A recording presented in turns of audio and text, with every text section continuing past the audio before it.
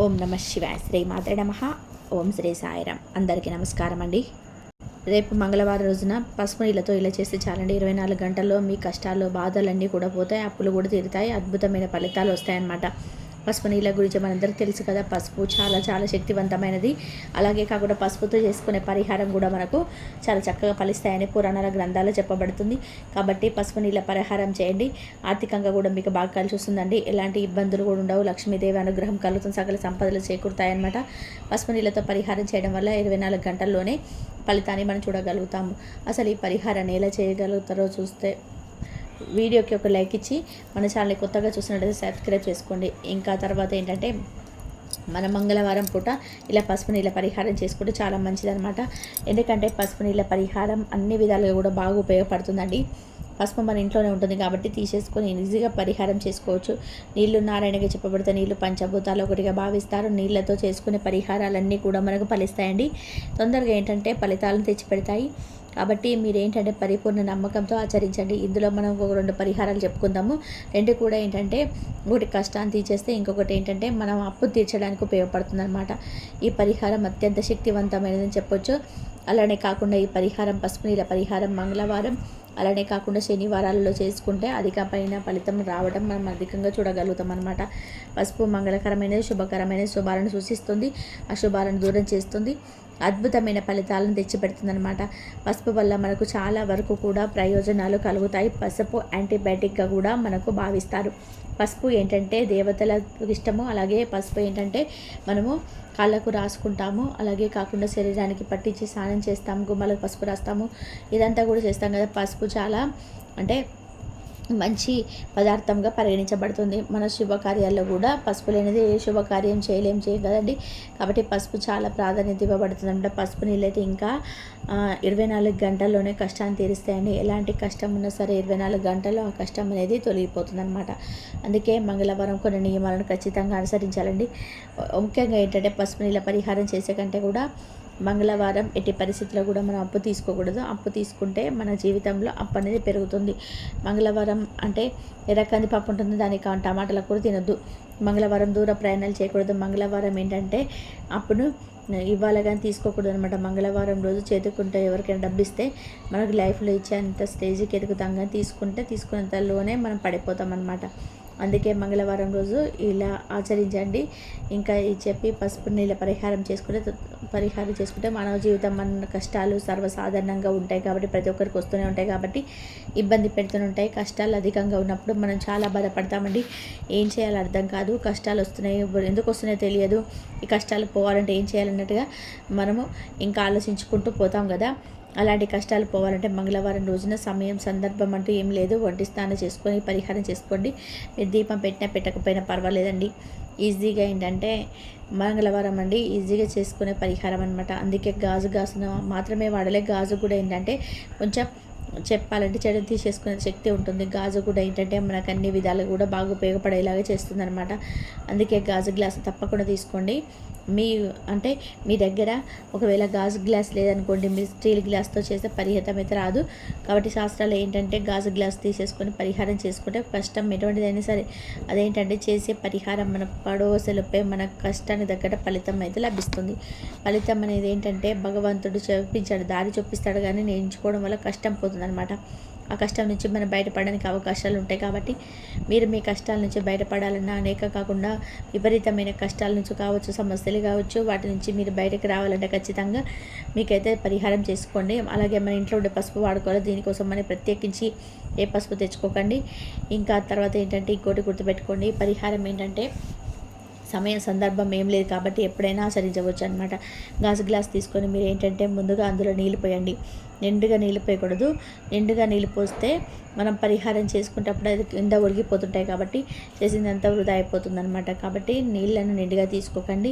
ఏదైనా కష్టం ఉంటే అది పోవాలి, ఆ కష్టం పోవాలని చెప్పేసి మనకు అలాగే పట్టి పీడిస్తుంది అని చెప్పి ఆ కష్టమే మమ్మల్ని ఇబ్బంది పెడుతుంది అన్నట్టుగా బాధపడతారు. కొంతమంది ఏంటంటే ధనానికి సంబంధించిన కష్టాలు వస్తాయి. కొంతమందికి ఏంటంటే ఆర్థిక పరిస్థితులు సరిగ్గా లేక వాడి ద్వారా కష్టాలు వస్తాయి. నష్టాలను కష్టాలను ఎదుర్కొంటుంటారు కదా, అలాంటి వాటి నుంచి బయటపడాలంటే రేపు మంగళవారం పూట ఈ పరిహారం చాలా చక్కగా ఉపయోగపడుతుంది. అందుకే గాజు గ్లాస్ తీసుకొని అందులో కొంచెం నీళ్లు తీసుకొని పసుపు పోయండి. ముందుగా అర స్పూన్ అంత పసుపు పోయండి. ఆ పసుపు ఏంటంటే నీళ్ళు పసుపుగా ఉండాలండి. అలా పోసిన తర్వాత అందులో ఒక స్పూన్ ఆవాలు, ఒక 2 స్పూన్ ఏంటంటే ఇలా కల్లుప్పు పోసేయండి. ఆ తర్వాత చిటికెడు కుంకుమ వేయండి. వేసిన తర్వాత చేతిలో పట్టుకొని మీకు ఏ కష్టం వస్తుంది, ఏ కష్టం ద్వారా మీరు సఫర్ అవుతున్నారో ఆ కష్టం ద్వారా మీరు నీళ్ళకి చెప్పండి.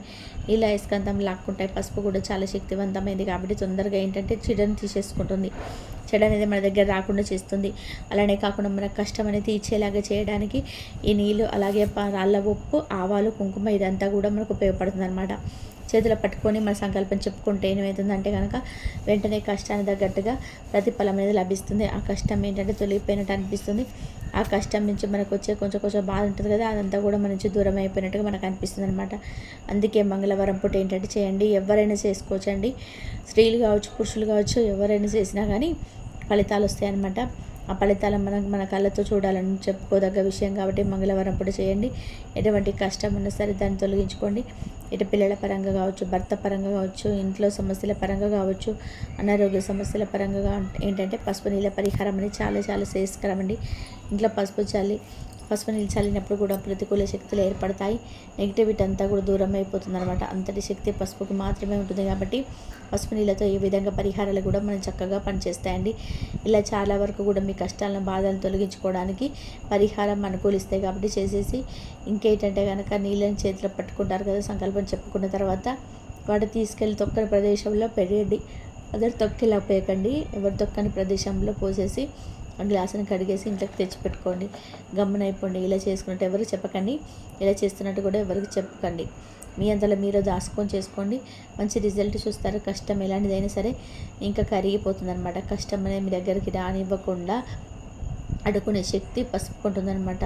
పసుపు ఎప్పుడు కూడా శుభాలను సూచిస్తుంది, అశుభాలను దూరం చేస్తుంది. పసుపు చాలా పవిత్రమైనది. పసుపు వల్ల మనకు చాలా లాభాలు కలుగుతాయి. పసుపు ద్వారా ఏంటంటే మన కష్టం అనేది తీరిపోతుంది.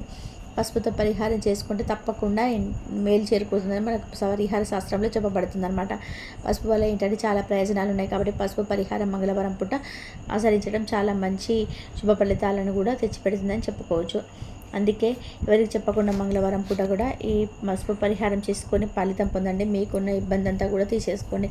ఎలాంటి ఇబ్బంది అయినా సరే చిట్కా వేసేంత లోపే వెళ్ళిపోతుంది అనమాట. 24 గంటల్లో మీకు ఫలితం అనేది లభిస్తుంది. కష్టం మీ నుంచి దూరం అయిపోతుంది. ఎలాంటి కష్టం అయినా సరే ఈ కష్టం అని కాకుండా ఏ కష్టమైనా సరే అన్నీ పోతాయి. ఇంకొక పరిహారం ఏంటంటే అప్పులు తీసుకునే పరిహారం. ఆ పరిహారం బయటపడడం కోసం ఇలా చేసుకోండి. మీరు అప్పు చేయకుండా ఉండడానికి ఈ పరిహారం చేసుకోండి. సంపాదించి సరిపోకనో లేకపోతే అవసరం లేదంటే అప్పు చేస్తుంటాం కదా, చేసేటప్పుడు చాలా ఆనందంగా అప్పు చేస్తాం. తీర్చుకుందాంలే, ఇది అందు కదా, ఇది అమ్మేద్దాం, అదే మమ్మీ ఏంటంటే మనకు చేసేటప్పుడు అప్పు బాగానే చేస్తాము. చేసిన తర్వాత తీర్చుకోవడానికి ఎంతో ఇబ్బంది పడిపోతూ ఉంటాము, ఎంతో బాధపడిపోతుంటాం కదా, అంత కష్టం అనేది వస్తుందన్నమాట. ఏది అమ్మినా కానీ అప్పు తీరది, వడ్డీల మీద వడ్డీ పెరిగి చాలా ఇబ్బంది కలుగుతుంటుంది కదా. అలాంటి వాళ్ళు మంగళవారం పూట ఇప్పుడు చెప్పే పరిహారం చేసుకుంటే ఖచ్చితంగా అప్పు అనేది తొలగిపోతుందండి. మన నియమాలను ఆచరించాలండి. మనం చెప్పాం కదా, ఇంట్లో ఎర్ర టమాటాల కూర ఏమవుతుందంటే అప్పు పెరుగుతుంది. అలాగే ఎర్ర కందిపప్పు వండుకోవడం వల్ల మంగళవారం అప్పు పెరుగుతుంది కానీ ఎప్పుడు తగ్గదండి. ఈ మాట బండ గుర్తు పెట్టుకోండి. అప్పు ఉండే వాళ్ళు ఎర్రటి వస్త్రాలు ధరించకూడదు, దూర ప్రయాణాలు చేయకూడదు. అంటే ప్రయాణాలంటే మనకి ఇక తప్పదు అనుకున్నప్పుడు చేస్తే కాకపోతే తప్పదండి.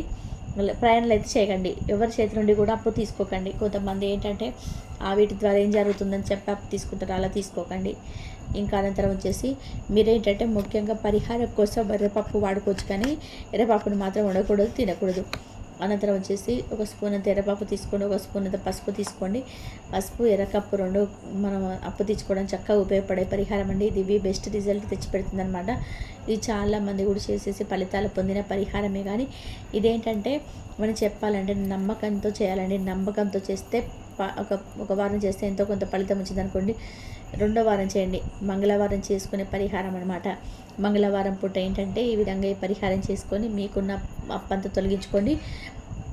అందరిలాగా ఏంటంటే ఒక స్టేజ్కి ఎదగండి. అలాగే మీ పరిహారం చేసుకోవడం వల్ల ఒక వస్తువు ఉందనుకోండి, అది అమ్ముడుపోవడం కానీ ఆ వాహనం వల్ల మనకు ఏదో ఒక రూపంలో మన దగ్గరికి డబ్బును ఆకర్షించడం కానీ జరుగుతుందండి. దైవ అనుగ్రహం కలగడం కానీ ఇదంతా జరుగుతాయి అన్నమాట.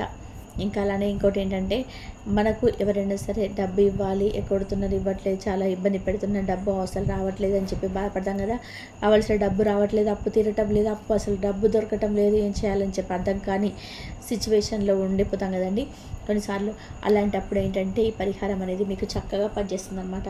అందుకే ఒక స్పూన్ అంత ఎర్రపప్పు తీసుకోండి. ఎర్రపప్పు ఏంటంటే మనకు ముఖ్యంగా అప్పు తీర్చడానికి, కొన్ని పరిహారాల నుంచి బయటపడడానికి ఉపయోగపడుతుంది అనమాట. ఇలా ఎర్రపప్పు తీసుకొని ఒక స్పూను పసుపు తీసుకుంటాం కదా. పసుపు గురించి మనం ఇందాక చెప్పుకున్నాం కదండి. ఎర్రపప్పు ఏంటంటే గ్రహాల అంకితం చేయబడుతుంది, గ్రహస్థితిని మెరుగుపరుస్తుంది, గ్రహాల మార్పును చేర్పులు చేయడానికి ఎర్రపప్పు అనేది ఉపయోగపడుతుంది. ఎర్రపప్పు వల్ల మనకు చాలా ప్రయోజనాలు ఉన్నాయి, లాభాలు కూడా కలుగుతాయని చెప్పొచ్చు. దేనికోసం అయితే ఎర్రపప్పు తీసుకొని పరిహారం చేసుకుంటాము, దానికోసం అయితే ఈ పప్పు అనేది ఏంటంటే మనకు ఫలితాలను ఇస్తుంది అనమాట. అందుకే మీరు ఒక ఆకు తీసుకోండి. ఆ ఆకునైనా తీసుకోవచ్చు, రావి ఆకు, మర్రి ఆకుతో, తమిళపాకు, ఏవి దొరికితే ఆకు తీసుకొని దానిపైన ఒక స్పూన్ మీరు ఎర్రపప్పు, ఒక పసుపు పోసేసి చక్కగా సంకల్పం చెప్పుకోండి. మీ అప్పు తీరాలి, అప్పుల నుంచి బయటపడాలని, అప్పు ఇచ్చి స్టేజ్కి ఎదగాలని, రావాల్సిన డబ్బు రావాలని, అప్పు అనేది మీ జీవితంలో ఉండకుండా అప్పు మొత్తం తీరిపోయి సుఖ సంతోషాలతో ఉండాలని సంకల్పం చెప్పుకొని మీరు ఆకుబీర పెట్టుకుంటారు కదా, ఆ సేపు పూజ గదిలో పెట్టుకొని అలా పెట్టేసిన తర్వాత ఒక అర్ధగంట వదిలేయండి. అర్ధగంట వదిలేసిన తర్వాత మర్రి చెట్టు దగ్గర కానీ, లేదంటే రావి చెట్టు దగ్గర కానీ పెట్టేసి రండి. ఆ పప్పునంతా కూడా కింద పోయకండి, కింద పోయకుండా తీసుకొని వెళ్ళండి. వెళ్ళపోసి అక్కడ పెట్టి వెనక్కి తిరిగి చూడకుండా వచ్చేసేయండి. ఖచ్చితంగా మీకైతే మార్పు ఉంటుందండి. మనకు మర్రి చెట్టు గుడలు సాక్షాత్ పరమేశ్వరుడే నివసిస్తాడు. అలాగే కాకుండా రావి చెట్టు శ్రీ విష్ణు శివుడు ఉంటాడు. కాబట్టి దేవతా వృక్షాలకు సంబంధించిన వృక్షాల దగ్గర మనం పెట్టాం కాబట్టి దైవానుగ్రహం కలుగుతుంది, మంచి జరుగుతుంది, అప్పులు తీరుతాయి. అలాగే ఏదో ఒక రూపంలో భగవంతుడు మనకు అప్పు తీరుస్తాడు, అన్ని విధాలుగా కూడా బాగా కలిసి వచ్చేలాగా చేస్తాడు. కాబట్టి పరిహారం అనేది ఆచరించండి. అలా పెట్టి తర్వాత గట్టిగా సంకల్పం చెప్పుకోండి, మీ సుడి తీరుతుంది. ఖచ్చితంగా అప్పు ఏదో ఒక రూపంలో ధనం వచ్చి మీ అప్పు తీరుతుంది. మీకేం